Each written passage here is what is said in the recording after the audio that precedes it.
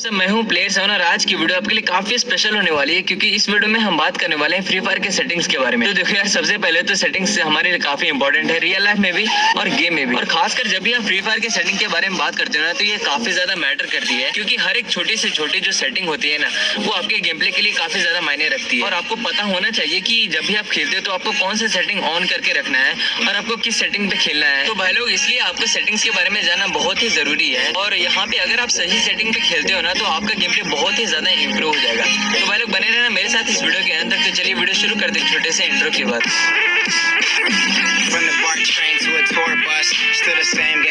तो भाई लोग, सबसे पहले आपको सेटिंग्स में सेंसिटिविटी में जाना है। और यहाँ पे जब भी आप अपने सेंसिटिविटी को रिसेट करते हो ना, तो आपका इस टाइप का होता है। और यहाँ पे अगर आपका फोन लो एंड डिवाइस का है, जैसे 2GB 3GB या फिर 4GB रैम का, तो यहाँ पे आपको सारे के सारे सेंसिटिविटी ऑप्शन को 100 पे रख देना है। क्योंकि जब आप सभी के सभी को 100 पे रखते हो ना, तो आपका गेम प्ले बहुत ही स्मूथ होता है और आपका फोन लैग नहीं होता है। तो इसलिए आपको 100 पे ही रखना है अगर आपका फोन लो एंड डिवाइस का है। और अगर आपका फोन थोड़ा हाई डिवाइस का है, जैसे कि 8GB रैम हो गया, 12GB रैम का, तो यहाँ पर आप अपने फोन के हिसाब से इस सेंसिटिविटी को रख सकते हो। देखो यार, मेरा फोन भले ही 8GB का है, लेकिन मैं फिर भी सभी के सभी को 100 के आसपास ही यूज करता हूँ। मैं सिर्फ रेड डॉट को 93 या 94 के आसपास रखता हूँ ताकि मेरा फोन लैग ना करे। सेंसिटिविटी को सेट करने के बाद आपको कंट्रोल्स में चले जाना है और वहाँ पे आपको सबसे पहला मिलेगा एम प्रिसीजन। तो वहाँ पे आपको 3 ऑप्शंस मिलेंगे। वहाँ पे मिलेगा डिफॉल्ट, प्रिसीजन, स्कोप और फुल कंट्रोल। तो डिफॉल्ट में आपका एम रेड हो जाता है जैसे आपका एम एनएम पे जाता है, तो उससे आपको मारने में बहुत ज्यादा इजी हो जाता है और ये आपके लिए सबसे बेस्ट है। और प्रिसीजन स्कोप में जब भी आपका एनिमी आपसे फार होता है ना, दूरी में होता है, तो वहाँ पे आपका एम रेड नहीं होता है। और फुल कंट्रोल में आपका एम कहीं पे भी रेड नहीं होता है। तो इसलिए सबसे ज्यादा इजी है डिफॉल्ट। मैं रेकमेंड करूंगा कि आप इसी डिफॉल्ट एम पे खेलो, जिससे कि आप एनिमी को बहुत इजीली मार सकते हो। और उसके नीचे आपको मिलता है लेफ्ट फायर बटन। तो यहाँ पे देखो 2 ऑप्शंस मिलते हैं यहाँ पे, ऑलवेज और स्कोप ओनली।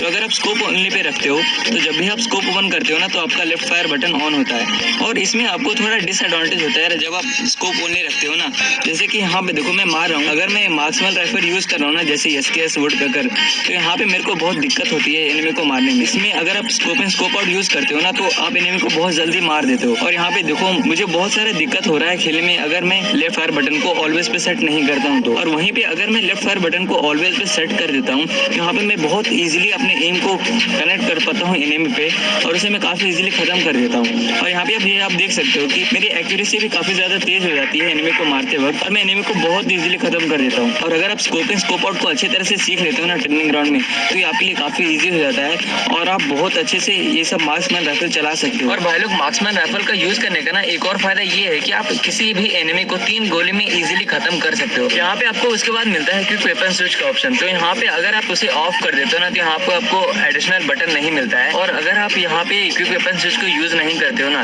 तो आपको वन टैप मारने में थोड़ी दिक्कत हो सकती है। और उसके साथ साथ अगर आप स्नाइपर प्लेयर हो ना, तो यहाँ पे आपको क्विक वेपन स्विच यूज करना ही चाहिए, क्योंकि इससे आप बहुत इजीली अपने वेपन को स्विच कर सकते हो और यहाँ पे काफी इजीली वन टैप भी मार सकते हो किसी भी शॉटगन से। यहाँ मैंने अपने उस सेटिंग को ऑन कर दिया है और यहाँ पे मेरे को एक एडिशनल बटन मिल गया है। तो यहाँ पे उसके बाद अभी देखो मैं यहाँ पे ट्रेनिंग ग्राउंड में आ गया हूँ और मेरे पास यहाँ पे स्पास 12 है। और यहाँ पे देखो मैं कितना इजीली वन टैप मार रहा हूँ। तो यहाँ पे अगर आप क्विक वेपन स्विच का बटन यूज करते हो ना, तो आपके लिए काफी इजी हो जाता है और आपका वन टैप भी काफी इजीली लग जाता है। और आप इसे स्नाइपर पे भी यूज कर सकते हो। और एक और चीज, अगर आप इस बटन को यूज करते हो ना, तो आपका मूवमेंट स्पीड भी काफी ज्यादा बढ़ जाता है। तो अगर आप शॉटगन यूज कर रहे हो ना, तो उस टाइम पे आपका मूवमेंट स्पीड कम हो जाता है। और अगर आप वहाँ पे उस बटन पे टैप करते हो ना, तो जिससे कि आपका मूवमेंट स्पीड बहुत ज्यादा बढ़ जाता है और आप एनिमी को आराम से कंफ्यूज करके फिर से उसे वन टैप से मार सकते हो। यहाँ पे आपको अगला ऑप्शन मिलता है क्विक रिलोड का। तो आपको इस ऑप्शन को भी ऑन कर देना है। अगर आप ऑन करते हो ना, तो आपकी गन बहुत जल्दी रिलोड हो जाती है। यहाँ पे देखो आपको अगला ऑप्शन मिलता है होल्ड फायर टू स्कोप। यहाँ पे सबसे पहले मैं आपको इस सेटिंग को ऑफ करके बताता हूँ कि ये बेसिकली है क्या। अगर आप होल्ड फायर टू स्कोप को ऑफ कर देते हो ना,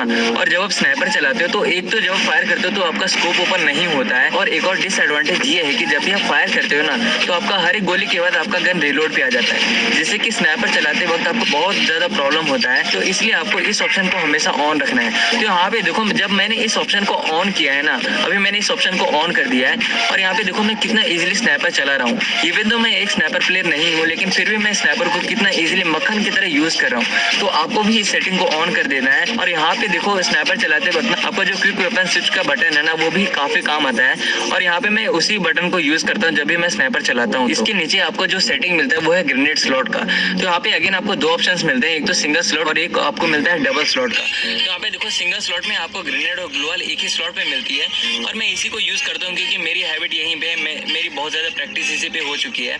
और दूसरा जब सेटिंग है ना वो है डबल स्लॉट। तो इसमें होता क्या है कि आपका ग्रेनेड अलग से होता है और आपका ग्लोअल अलग से होता है। यहाँ पे अगर आप स्टार्टिंग से हैबिट बना लेते हो इस सेटिंग पे खेलने के लिए तो ये आपको काफी ज्यादा मदद करता है। और अगर आप स्टार्टिंग से सिंगल स्लॉट पे खेले हो ना तो आप यहाँ पे सिंगल स्लॉट पे खेलो क्योंकि आप कंफ्यूज हो जाओगे। उसके नीचे जो आपका ऑप्शन मिलता है ना वो है व्हीकल कंट्रोल का। तो यहाँ पे आपको दो ऑप्शन मिलते हैं, एक तो 2 हैंडेड है और एक है 1 हैंडेड। तो यहाँ पे मैं हमेशा से 2 हैंडेड ही यूज करता हूँ क्योंकि इसी पे मेरी प्रैक्टिस है और ये मेरी हैबिट बन चुकी है। और यहाँ पे 2 हैंडेड से व्हीकल को कंट्रोल करना बहुत ही ईजी हो जाता है क्योंकि यहाँ पे आपको 2 फिंगर से कंट्रोल करना होता है यार व्हीकल को। तो ऑब्वियसली यार ये काफी ईजी हो जाता है।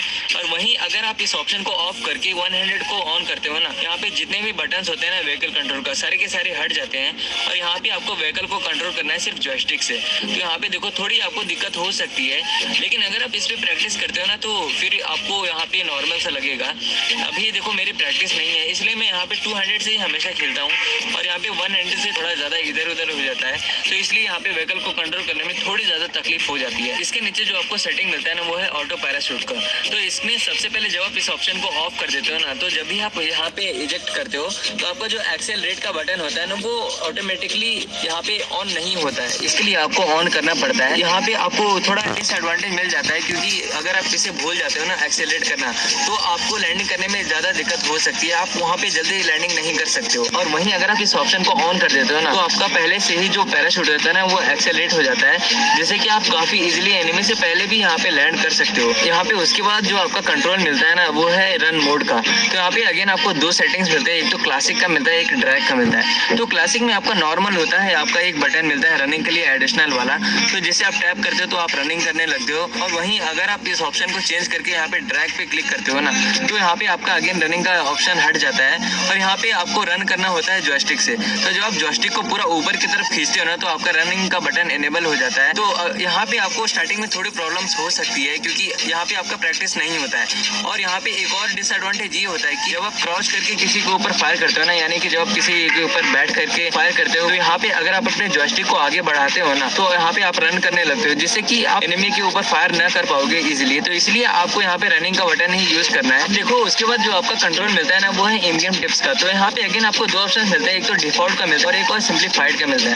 तो यहाँ पे अभी मैंने अपने ऑप्शन को डिफॉल्ट पे रखा है और जब आप यहाँ पे डिफॉल्ट पे रखते हैं ना तो आप यहाँ पे ऑब्जर्व करना, यहाँ लिखा है safe zone will appear in कुछ सेकंड्स बता रहा है, कुछ मिनट कुछ सेकंड। वहीं अगर आप उस ऑप्शन को सिंप्लीफाइड पे रखते हो ना तो यहाँ पे देखो आपका जो ऑप्शन है वो ऊपर आ जाता है और वहाँ पे सिर्फ आपको एक साइन मिलता है और वहाँ पे आपको दिखाता है कि यहाँ पे आपका सेफ जोन जो है ना वो इस टाइम पे अपीयर होने वाला है। और अभी देखो उसके बाद जो ऑप्शन मिलता है ना वो है किल नोटिफिकेशन का। तो यहाँ पे अगेन आपको दो ऑप्शन मिलेंगे, एक तो क्लासिक का एक सिंप्लीफाइड का। तो यहाँ पे आपको हमेशा से क्लासिक में रखना है क्योंकि क्लासिक वाला जो किल नोटिफिकेशन आता है ना वो काफी अच्छा लगता है देखने में। अभी आप देख सकते हो यहाँ नेक्स्ट ऑप्शन आपको मिलता है डैमेज इंडिकेटर का। तो यहाँ पे अगेन आपको क्लासिक ही रखना है क्योंकि क्लासिक वाला जो डैमेज इंडिकेटर है ना वो देखने में काफी अच्छा लगता है। और उसके नीचे आपको मिलता है ऑटो स्विच गन।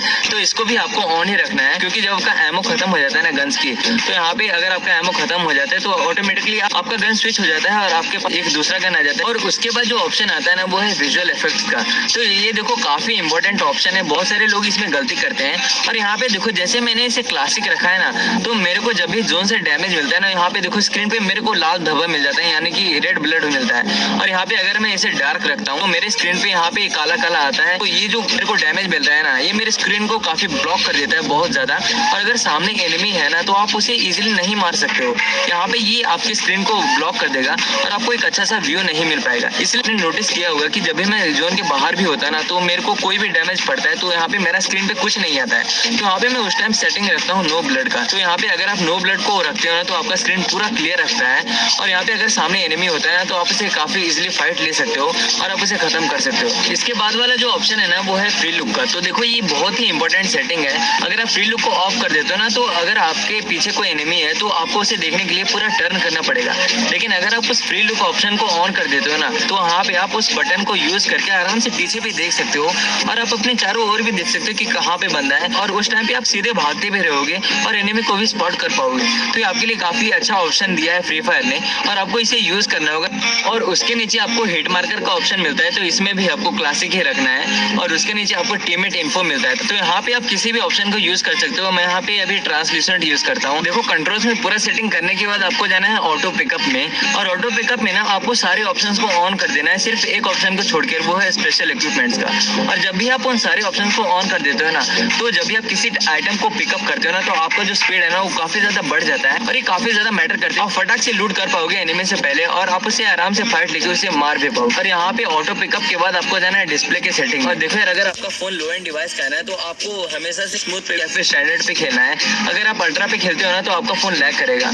अभी देखो मेरा फोन थोड़ा हाई रैम का है, तो यहाँ पे मैं अल्ट्रा पे खेलता हूँ, और मेरे को वीडियो भी बनानी होती है ना, तो हाई क्वालिटी के लिए मैं अल्ट्रा पे खेलता हूँ। तो भाई लोग बस आज के लिए इतना ही। उम्मीद करता हूँ वीडियो आपको काफी पसंद आएगा। अगर ये वीडियो आपको अच्छा लगा हो तो इसे एक लाइक जरूर कर देना, और अगर आप हमारे चैनल पे नए हैं तो इसे सब्सक्राइब कर देना। और अगर आप मेरे से कुछ पूछना चाहते हो ना, तो आप मुझे इंस्टाग्राम पे DM कर देना, और वहाँ पे मेरे को फॉलो भी कर लेना। तो भाई लोग तब तक के लिए बाय बाय, मिलते हैं एक और वीडियो।